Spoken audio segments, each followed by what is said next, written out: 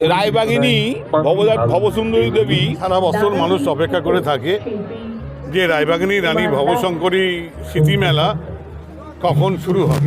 বাংলার ইতিহাস তো আমাদের ইচ্ছাকৃতভাবে ভুলিয়ে দেওয়া হয়েছিল। সমীর পাঁজার জন্যেই আজকে আমরা রায়বাগিনী ভবসুন্দরী দেবীকে শুনতে পাচ্ছি এবং উনি নতুন করে প্রচারের লাইমলাইটে আনার ক্ষেত্রে গুরুত্বপূর্ণ ভূমিকা নিয়েছেন। আপনারা দেখতে পাচ্ছেন যে মানুষের কী ধরনের ঢল, কী ধরনের উচ্ছ্বাস আজকে এই মেলাকে কেন্দ্র করে। বাংলার এগুলো তো ইতিহাস, বাংলার ইতিহাস তো আমাদের ইচ্ছাকৃতভাবে ভুলিয়ে দেওয়া হয়েছিল। এই রায়বাগিনী ভবসুন্দরী দেবী বামফ্রন্টের আমলে এই জায়গাটা আস্থা কুঁড়ে রূপান্তরিত হয়েছিল, জঙ্গল ভাগাড় এই জায়গায় রূপান্তরিত হয়েছিল। দীর্ঘদিন এখানে সিপিএম এর এমএলএ ছিলেন, কিন্তু তারা সরকারও দীর্ঘদিন ছিল, কিন্তু তারা কোনোদিন কোনো সময় এইটা নিয়ে উদ্যোগ নেয়নি। এটা নিয়ে প্রথম উদ্যোগ নিয়েছিলেন যখন সমীর পাঁজা 2011 সালে এখানে এমএলএ হলেন। তারপর থেকেই উনি উদ্যোগ নিয়ে আমাদের মাননীয় সাংসদেরও কিছুটা সহযোগিতা ছিল, তৎকালীন সময় সুলতান সাহেবের তার কিছুটা সহযোগিতা ছিল, এবং বিধায়ক সমীর পাঁজার উদ্যোগে আজকের যে অবস্থা আপনারা দেখছেন সেটা কিন্তু শুধুমাত্র তার ক্রেডিট গোজ টু এখানকার বিধায়ক সমীর পাঁজা। সমীর পাঁজার জন্যেই আজকে আমরা রায়বাগিনী ভবসুন্দরী দেবীকে শুনতে পাচ্ছি এবং উনি নতুন করে প্রচারের লাইমলাইটে আনার ক্ষেত্রে গুরুত্বপূর্ণ ভূমিকা নিয়েছেন। এবং এটা আনার পরেই আজকের জেনারেশন কিন্তু ভবসুন্দরী দেবীর কথা শুনতে পাচ্ছেন। আর আজকে রায়বাগিনীকে নিয়ে কিন্তু সিরিয়ালও হচ্ছে, তার কিন্তু অনেকটাই উদ্যোগ আমাদের বিধায়ক।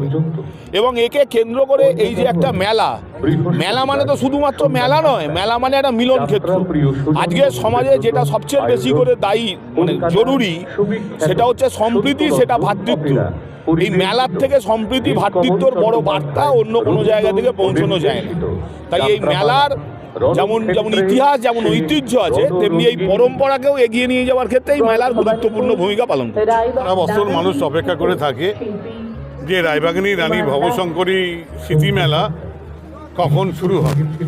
তার কারণ মানুষ ভুলে গিয়েছিল বিগত বাম সরকারের আমলে যে মেলা, খেলা, আনন্দ, উৎসব, মিলন ক্ষেত্র, সম্প্রীতি সেসব ভুলে গেছে। তা পরিবর্তিত সরকার আসার পর মমতা বন্দ্যোপাধ্যায়ের অনুপ্রেরণায় আমি 2011 সাল থেকে এই মেলা সূচনা করি। মাঝে 2 বছর অতিমারির জন্য বন্ধ ছিল, আজকে 13 বছর পূর্ণ। আপনারা দেখতে পাচ্ছেন যে মানুষের কী ধরনের ঢল, কী ধরনের উচ্ছ্বাস আজকে এই মেলাকে কেন্দ্র করে।